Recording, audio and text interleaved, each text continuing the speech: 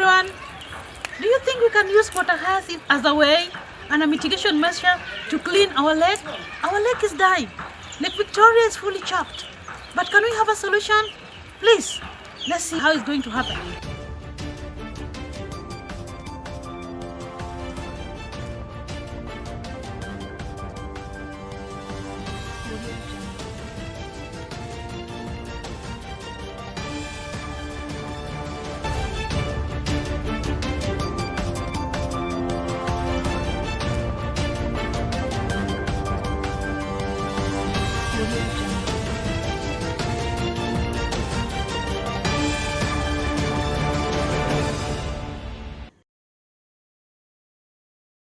This is Sustainable Innovation YouTube channel, which is giving us real-time information on what is happening on the ground, how people are working to fight climate change while bringing household income. We are working on sustainable energy solutions, water conservation, and sustainable farming.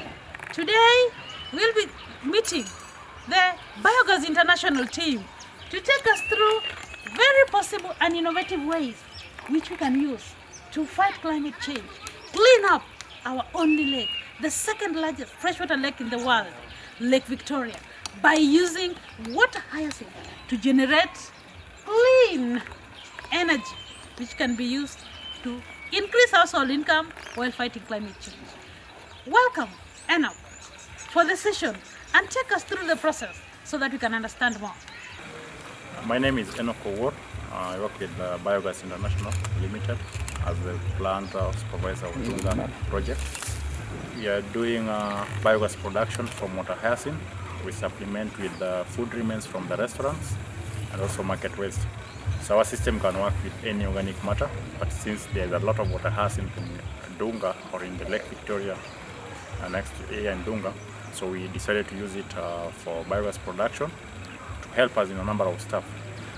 One, it's a menace to the lake, so when we use it to produce biogas, we are trying to also clean up the lake or do away with deforestation. Is also another problem facing our environment today. So when we do away with the water hyacinth from the lake, we are helping the fishing industry because it's a problem to the lake environment for fishing purposes, transport, and many others. Even though it's cleaning up the lake, but it should be controlled, because if it's not controlled, it will be interfering with the lake ecosystem. So we decided to use it for production of biogas. Also, we are not only producing biogas, we also produce organic manure, which is a very good manure of good quantity and good content for our agricultural purposes. So we also try to take away the food remains from the restaurants and also the fish offals so that they are not thrown into the lake. So we also trying to prevent pollution of the lake environment by the other organic matter. When you have that, you are sure of having a good cooking energy, which is very clean. That's biogas, which is preventing indoor and outdoor pollution. Because we know when using charcoal and firewood, you are inhaling other dangerous gases like carbon monoxide and the rest, which is a very, very hazardous to our respiratory system and also to our cells, which sometimes causes cancer. Now in Dunga, we had a T-Rex, that's a commercial system which we are giving the women doing the fish deep frying to use. If you look at the women today, our system was removed because of the water increase in the lake. So we were trying to raise the area so that we can build again. So we've not been supplying them with the gas for some time. But if you look at the number of firewood or the amount of firewood they are using to do the deep frying per day, if you do the calculation in a year, you get that tons of firewood have been used, which is a big area of land which is being deforested. So the system helps in ensuring that there is no deforestation and also for hygiene purposes. Also, by doing that, we're also creating a cool environment because we know these greenhouse gases like those carbon monoxide, when they get to the atmosphere, they create global warming, which is a problem, which is now causing the climate change effect. By using these kind of resources, we are also mitigating climate change, which is now a very big question to everyone, not only environmentalists, but everyone is questioning what's happening to the globe.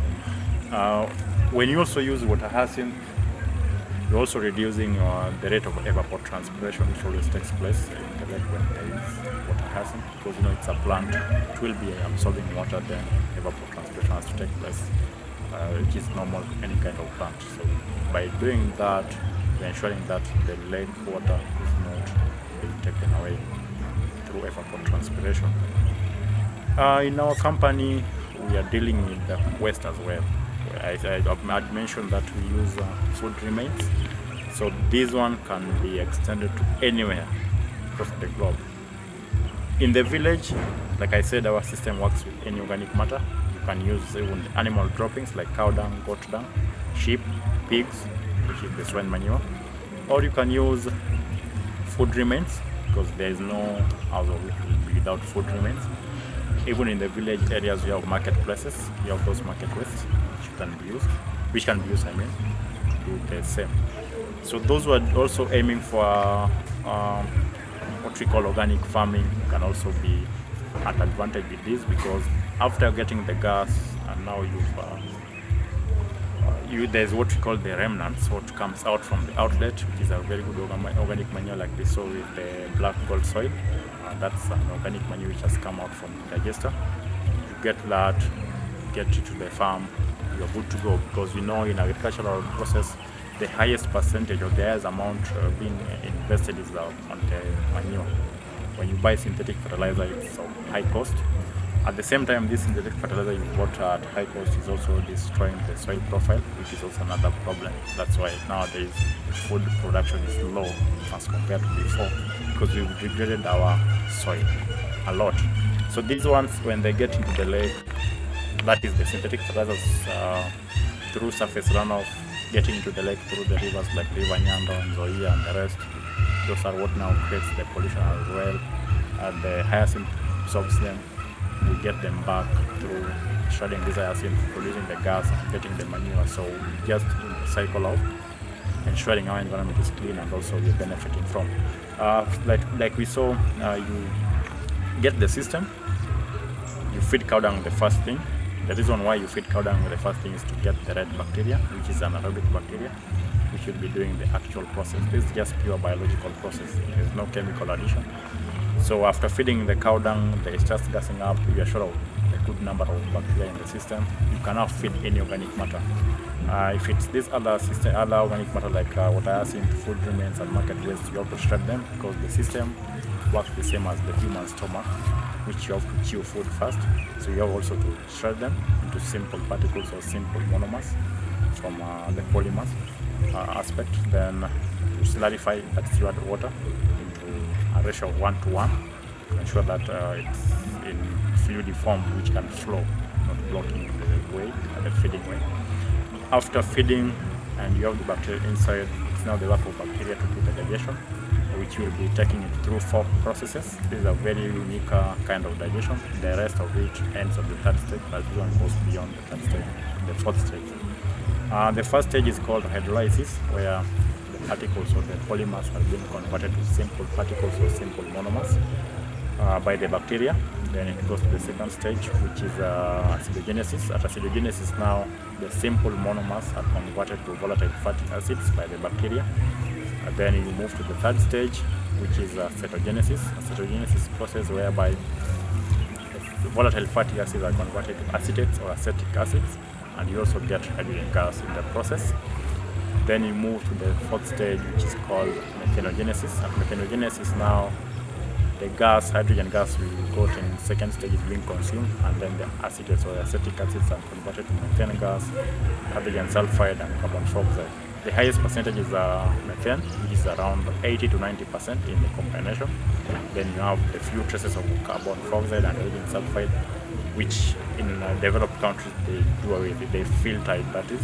But in our system, we also have a water trap where those other gases will go. Then you only remain with methane gas, which will be the main gas in the cooking process, or heating process, or even in brooding process, or power generation process. Those are the uses of the gas. It's not only for cooking but for other purposes as well. Okay, there is now the digester, the standard model. This is the inlet. You feed from here, get into the digester. The digestion process takes place. You collect the gas comes out from this point.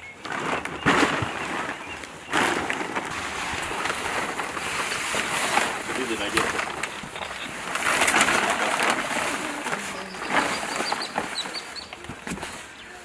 So from here goes to the the digester is on the ground surface, it's not underground. So the top one is the gas, the feedstock is on the lower part. So from there, after it's fully digested, you've collected the gas, the stuff will come out from the other end.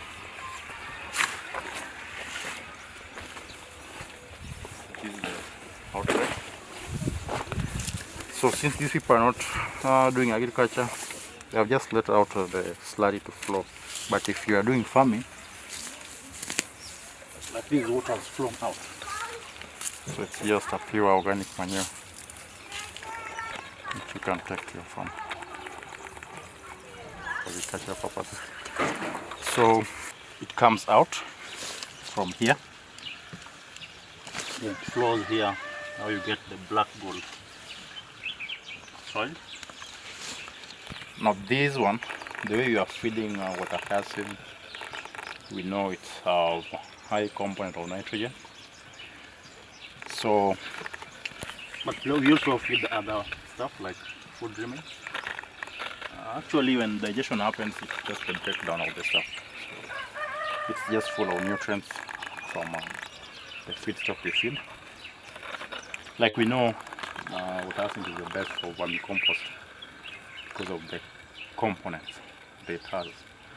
Since it's just cleaning up the lake, taking up the nutrients, so it's just the storage of the nutrients, which now we get from here, because the bacteria just breaks it down into simple elements. Then from there, it comes out, it flows out. When it dries up, it forms the black gold soil. Very nice for organic farming. So for any farmer who wants to do organic farming, this is the easiest way. So after collecting the gas and you get your manure, you're good to go. The feeding can be done every day, or it can be twice a week, or even once a week. It depends on the amount of feedstock or how you get the feedstock. If you can get it every day, there's a quantity for every feedstock, because this feedstock has different gas production levels. Cow dung is the least in production.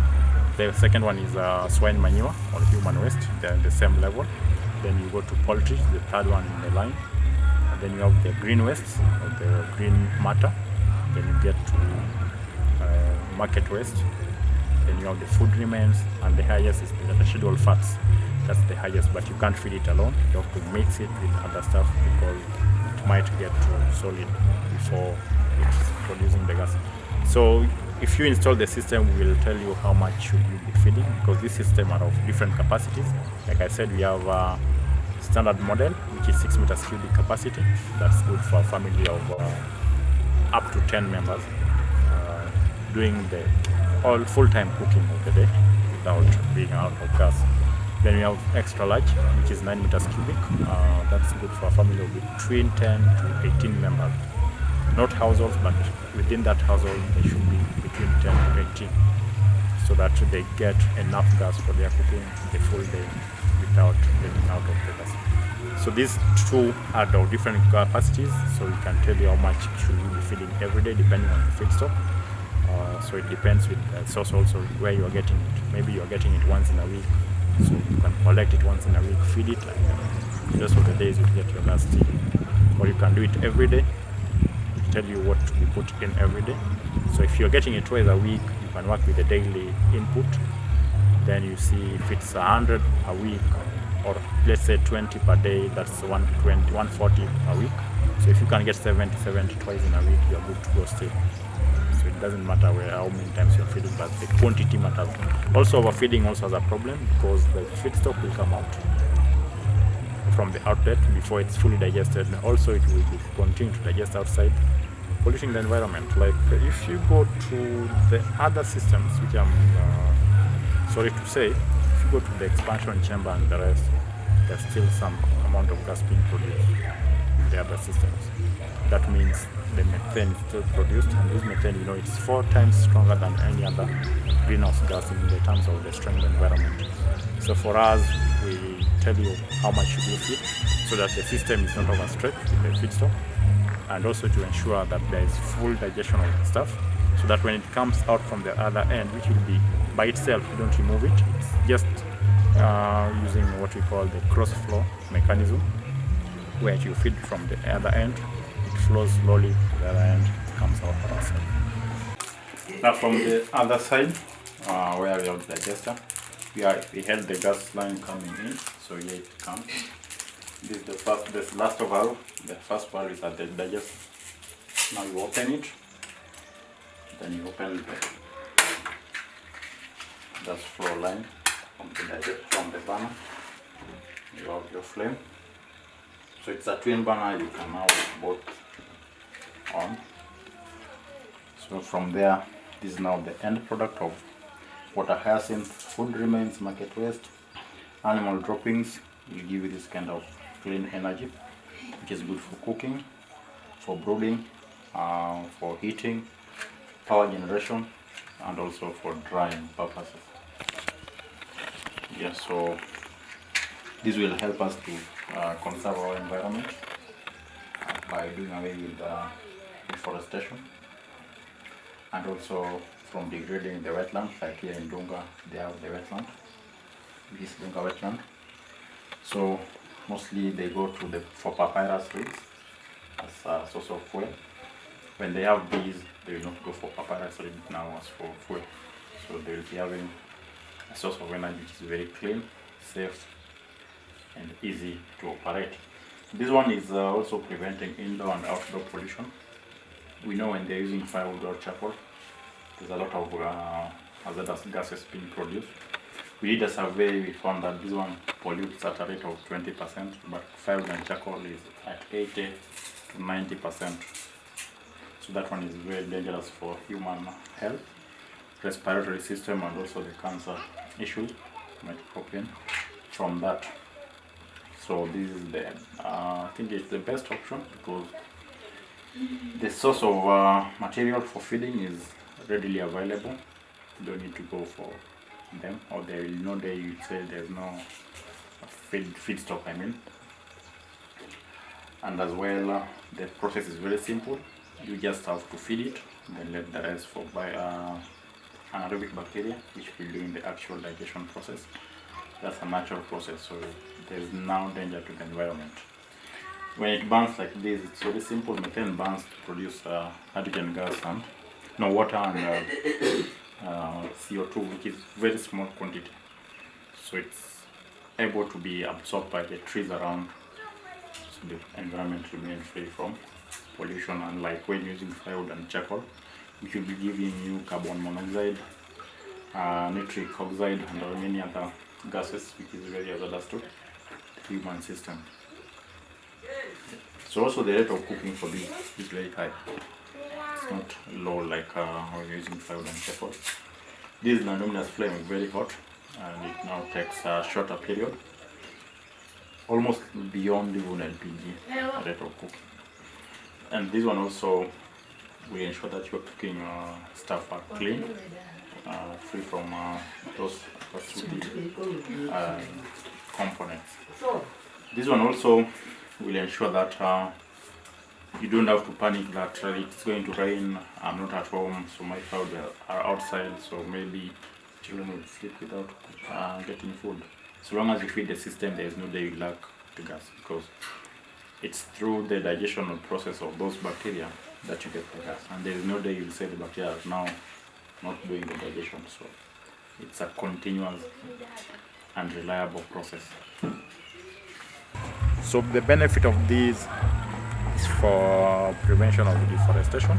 Like here in Dunga, we have 50 systems within the community. These people used to go for papyrus reeds from the wetland, so we were degrading the wetland by taking away the papyrus trees for fuel. But with the replacement of biogas, we're sure now the wetland is safe, even though it's not covering everyone. So we aim at giving to everybody who can get it. It also helps in pollution, indoor and outdoor, so that our health is at a good point. It also helps in cleaning up the environment. If it's for using water, Hyacinth, it cleans the lake. We also use cactus, like in Turkana, cactus is taken over. We're also using that so that the cattle can also have something to get from the environment. We also use dodder plant, like in Oma Bay. We had a system which is running on dodder plant. It's now killing down trees. So we are not cutting the trees, but the dodder is now killing the trees before we get it. We also use matenge, those sides, which is now a problem also on the other side. So we use the invasive species, waste from the market, from the restaurants, animal droppings to ensure that the environment is clean. We are sure when there is overstocking, the methane gas will be there in large quantity. But if you use it to produce the gas, use the gas for cooking, the environment is safe. That's the benefit you get. Thanks so much for watching this episode. I hope you've learned something, and together we're going to take action and find a way using this method to clean the lake. Don't forget to leave for us a comment on whatever you shall have learned during this episode. Thank you so much, and feel free to share with your neighbors. Thank you.